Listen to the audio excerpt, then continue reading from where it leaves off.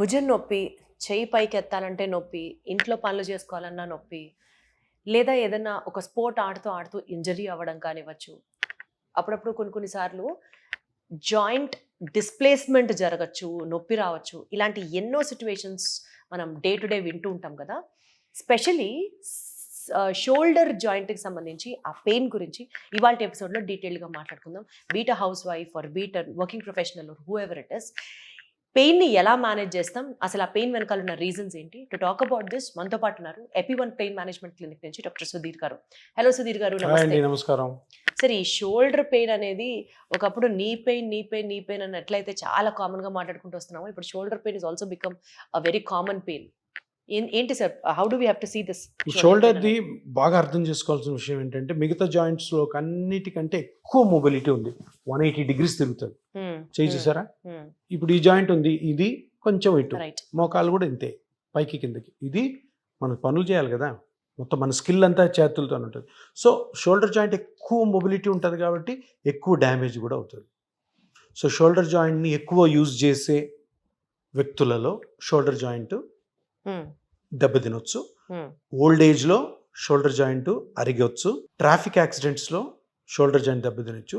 స్పోర్ట్స్లో కూడాను ఎవరైతే గేమ్స్ ఆడతారో వాళ్ళలో కూడా ఇంజరీస్ అవుతాయి. వాలీబాల్ కానీ, క్రికెట్ కానీ, హాకీ కానీ, సో టెన్నిస్ కానీ, షోల్డర్ ఇంజరీస్లో మేజర్గా అంత మొబిలిటీ ఉంటుంది కాబట్టి దీనికి క్షుణ్ణంగా ఏ పార్ట్ అయితే డ్యామేజ్ అయింది కనుక్కోవాలి. ఓకే. కనుక్కుంటే ట్రీట్మెంట్ చాలా సింపుల్. ఇప్పుడు షోల్డర్ ఉంది, షోల్డర్ జాయింట్ చుట్టూ, షోల్డర్ జాయింట్ ఇది అయితే చుట్టూ 4 మజిల్స్ ఉంటాయి అంతే. Shoulder joint okay. మధ్యలో ఒక లేబ్రమ్ ఉంటుంది, జాయింట్ క్యాప్సిల్ ఉంటుంది. 4 మజిల్స్ వెరీ ఇంపార్టెంట్. ముందు ఒక 2 మజిల్స్, పైన ఒక మజిల్, వెనకాల ఒక మజిల్. ముందు సబ్స్కాపులారిస్, సుప్రాస్పైనేటస్, వెనకాల టెరిస్ మైనర్ అండ్ ఇన్ఫ్రాస్పైనేటస్ అని ఒక 4 మజిల్స్ ఉంటాయి. ఈ 4 మజిల్స్ షోల్డర్ జాయింట్ ప్రొటెక్ట్ చేస్తాయి. మేజర్గా ప్రాబ్లం వచ్చేది సుప్రాస్పైనేటస్ అని ఒక మజిల్ ఉంటుంది. ఓకే. దాని పని చేయి పైకెత్తడం. చేయి పైకెత్తడం అన్ని పనులకి మనం చేయి పైకెత్తాలి. పోపు డబ్బాలు తీయాలన్నా, పైన సూట్ కేసు తీయాలన్నా, బట్టలు ఆరేయాలన్నా, ఓవర్ హెడ్ యాక్టివిటీస్. సో ఈ సుప్రాస్పైనేటస్ని రొటేటరీ కఫ్ కూడా అంటారు. ఈ 4 మజిల్స్ని కలిపి అంటారు. కానీ ఈ రొటేటరీ కఫ్ ఇంజరీని మనం ఎంఆర్ఐలో చూస్తుంటాం. ఆ రొటేటరీ కఫ్ ఇంజరీ 90% షోల్డర్ పెయిన్కి కారణం. ఓకే. అది జనరల్గా అబ్డక్షన్ యాక్టివిటీస్లో ఇట్లా ఎత్తుతున్నప్పుడు, ఇట్లా సూట్ కేసు ఇట్లా ఎత్తారనుకో టక్కని టైర్ అవ్వడం, ఇట్లా పడితే టైర్ అవ్వడం, స్పోర్ట్స్ ఇంజరీస్లోను. ఇంకొకటి హౌస్ వైఫ్స్, ఇల్లు ఉడ్చడాలు, బట్టలు ఆరేయడం, ఒకటి పోపు డబ్బాలు తీయడం, పైనుంచి బిందెలు క్యారీ చేయడాలు. ఇప్పుడు కొంతమంది ఇప్పుడు కూడా షవర్తో చేయరు.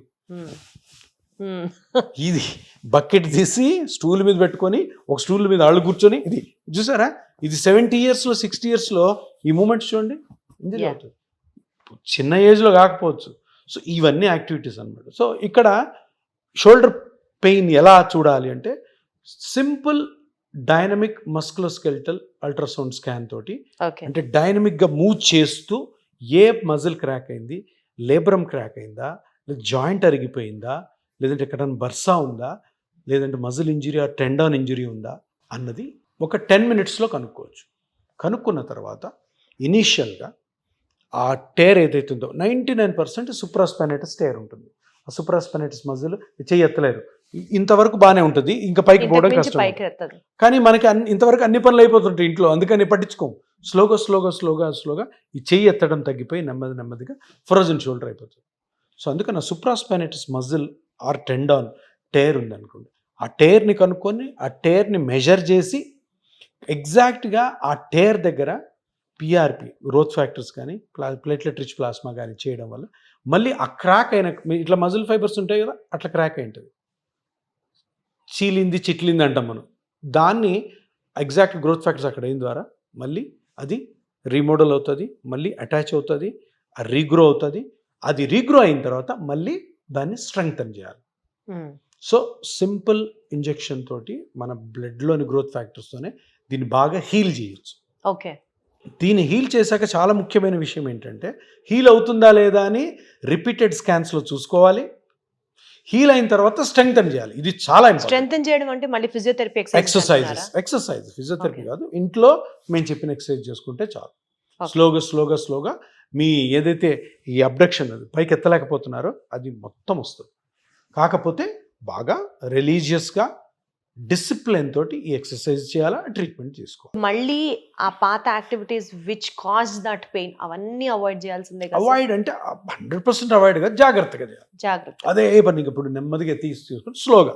Mm. ఇంతకుముందు జర్కీ చేసేవాళ్ళు. కొన్ని అవాయిడబుల్, నేను ఇందాక అన్నాను కదా, స్నానం ఇట్లా చేయకపోతే షవర్ వేసుకోండి, షవర్లు రెడీగా ఉన్నాయి, హ్యాపీగా ఉంటుంది. ఎందుకంటే ఒకటి అందరూ గమనించాలి, 50 years తర్వాత బాడీ ఫాస్ట్గా అరుగుతుంది. Mm. అది ప్రకృతి, దాన్ని ఎవ్వరు ఆపలేరు. నువ్వు ఏం తిన్నా ఏం ట్రీట్మెంట్లు చేస్తున్నావు కానీ నేచర్ని స్టాప్ చేయలేవు. సో అప్పటి నుంచే ఇటువంటి జాగ్రత్తలు. షోల్డర్ నొప్పి లేని వాళ్ళకి కూడా వినండి, Mm. మీరు కానీ ఈ చెంబులతో స్నానం చేయడము, ఎక్కువ బట్టలు ఆరేయడము పైన 50 తర్వాత కొంచెం తగ్గించుకొని అవాయిడ్ చేయగలిగితే అవాయిడ్ చేశారనుకో, ఫ్యూచర్లో కూడా ప్రాబ్లం రాదు. 75, 80 కూడా ఎందుకు రావాలి ప్రాబ్లం? Mm. రాకుండా ఈరోజు చూసుకోండి. ఓకే. అది నేను అంటాను. సో అటువంటప్పుడు అలాంటి జాగ్రత్తలు తీసుకుంటే మీరు డాక్టర్ దగ్గరికి రావాల్సిన అవసరం లేదు. ఎందుకు రావాలి? ఈ డీజనరేటివ్ కండిషన్స్, జాయింట్ పెయిన్స్కి, షోల్డర్ పెయిన్స్కి, రిస్ట్ పెయిన్కి, ఎల్బో పెయిన్కి. సో ఈ డీజనరేటివ్ పెయిన్స్ అన్నిటికీ పిఆర్పితో ఎస్పెషలీ ఆ గ్రోత్ ఫ్యాక్టర్స్ ఇంట్రడ్యూస్ చేయడం వల్ల మనకి చాలా ఇంప్రూవ్మెంట్ ఉంటుంది, ఈజ్ వాట్ యూర్ టెలింగ్. ఇప్పుడు గైడ్ లైన్స్ ఉంటాయి, గైడ్ లైన్స్ లేకుండా కూడా ట్రీట్మెంట్ చేస్తాం. గైడ్ లైన్స్ అంటే ఏంటి బాబు, ఇగో ఈ కండిషన్స్లో నువ్వు చేసుకుంటే దీంట్లో మంచి రిజల్ట్ వస్తుంది, ఎందుకంటే మేము రీసెర్చ్ చేసాం కాబట్టి బాగుందని ఒక సలహా అంతే. గైడ్ లైన్స్ అంటే అదే ఫాలో అవ్వాలని లేదు. ఇప్పుడు మన పిఆర్పికి బెస్ట్ రిజల్ట్స్ వచ్చేది నీ జాయింట్లో, షోల్డర్లో, టెన్నిస్ ఎల్బోలో, ప్లాంటార్ ఫేషియాలో. ఇప్పుడు హిప్ జాయింట్లో ఏవిఎన్ ఉంది, ఏవాస్కులర్ నెక్రోసిస్. కోవిడ్ తర్వాత స్టెరాయిడ్స్ తీసుకున్న వాళ్ళలో, స్టెరాయిడ్స్ మామూలుగా తీసుకున్న వాళ్ళు ఆస్తమా కోసం, హిప్ జాయింట్లో ఫీమర్ బాల్కి బ్లడ్ సప్లై తగ్గిపోతుంది. దానికి కూడా నువ్వు వాడు. ఎందుకు? నీకు సర్జరీ ఇష్టం లేదు, సర్జరీకి నువ్వు ఫిట్ కావు, చిన్న ఏజ్లో నీకు ఏవాస్కులర్ నెక్రోసిస్ ఆఫ్ హిప్ వచ్చింది, దానికి వాడు. సో దానికి ఎవిడెన్స్ ఉంది, దానికి రీసెర్చ్ ఉంది. కానీ గైడ్ లైన్స్ కొన్ని వీటికి చెప్తాయి అన్నమాట, కొన్ని కండిషన్స్ కోసం.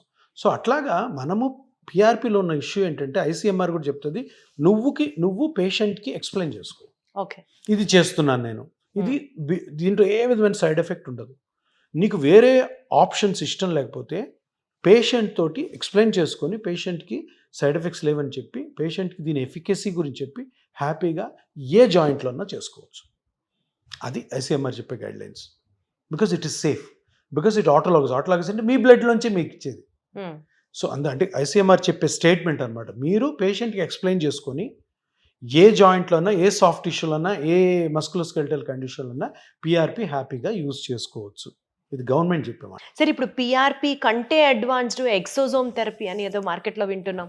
How safe is that and how superior is it than PRP? Exosomes మీద స్టడీస్ ఉన్నాయి కానీ లైసెన్సింగ్ లేదు, పర్మిషన్స్ లేవు. పర్మిషన్స్ లేకుండా, లైసెన్స్ లేకుండా మనం చేయకూడదు. సో దట్స్ వాట్ నేను చూసినంత మటుకు లేవు. మేబీ ఇప్పుడు ఏమైనా వచ్చాయేమో తెలియదు కానీ నా లేటెస్ట్ నాలెడ్జ్ ప్రకారం ఎక్సోజోమ్స్కి ఎఫ్డీ అప్రూవల్ కానీ, ఎక్సోజోమ్స్కి ఐసీఎంఆర్ అంటే are really so superior than PRP? చేయాలి కదా, ఇంకా ఇనిషియల్ స్టేజెస్లో చేసి క్లినికల్గా, క్లినికల్ కాదు ప్రాక్టికల్గా. ఇప్పుడు నేను పిఆర్పి స్టార్ట్ చేశాను, కొన్ని థౌజండ్స్ చేశాను. ఇప్పుడు ఎఫికసీ బాగుంది కాబట్టి నేను మల్టిపుల్ సెంటర్స్ స్టార్ట్ చేస్తున్నాను, ప్రతి ఏరియాలో కూడాను పిఆర్పిని ప్రమోట్ చేస్తున్నాను. అట్లాగా ఎక్సోజోమ్స్ ఎవరైనా చేసి దాని మీద మంచి రిజల్ట్స్ వస్తే అప్పుడు తెలుస్తుంది. ఇప్పుడు లిటరేచర్ వేరు, లిటరేచర్ అంటే రీసెర్చ్, అది వేరు, ప్రాక్టికల్ వేరు. ఈరోజు నేను అథారిటీగా పిఆర్పి మీద ఎందుకు మాట్లాడుతూ 8 సంవత్సరాల నుంచి ఇన్ని వేల కేసులు చేశాను కాబట్టి నాకు ఆ స్ట్రెంగ్త్ ఉంది, మాట్లాడే స్ట్రెంగ్త్. నా దగ్గర అంతమంది పాజిటివ్ పేషెంట్స్ ఉన్నారు, నాకు అది నా బలం. ఎక్సోజోమ్స్ గురించి ఇంకా చెయ్యాలి, ఫస్ట్ ఆఫ్ ఆల్ దానికి లైసెన్స్ రావాలి, చేసుకోండి అని ఓకే అనాలా. ఓకే అన్న తర్వాత రియల్గా అది వర్కౌట్ అయితే అది నెక్స్ట్ స్టెప్ అవుతుంది. సరే, ఇప్పుడు మనకి పిఆర్పి ఇందాక మీరు చెప్పినట్లు మోకాళ్ళకి కానీ, షోల్డర్ జాయింట్కి కానీ డీజనరేటివ్ చేంజెస్ వల్ల కానివచ్చు, ఇంజరీ వల్ల కానివచ్చు, ఇట్లా చేయొచ్చు అని మీరు కొన్ని కండిషన్స్ చెప్పారు. సే ఫర్ ఎగ్జాంపుల్ స్పాండిలైటిస్ వల్ల వచ్చే షోల్డర్ పెయిన్ కూడా పిఆర్పి ఇస్ ది రెమెడియా? స్పాండిలైటిస్ షోల్డర్లో రాదు, స్పాండిలైటిస్ సర్వైకల్ నెక్. సర్వికల్లో వచ్చిన నొప్పి కొన్నిసార్లు చెయ్యంతా లాగుతూ ఉంటుంది. ఈ పాయింట్ చాలా ఇంపార్టెంట్ పాయింట్. ఎందుకంటే షోల్డర్ సర్వైకల్ పెయిన్ పక్కన ఉన్నాయా, షోల్డర్ పెయిన్ ని సర్వైకల్ పెయిన్ అనుకోవచ్చు, సర్వైకల్ స్పైన్ పెయిన్ ని షోల్డర్ అనుకో. ఇది చాలా ఇంపార్టెంట్, ఎందుకంటే అది డిఫరెన్షియేట్ చేయడం చాలా, అది లేకపోతే రాంగ్ వెళ్ళిపోతాం.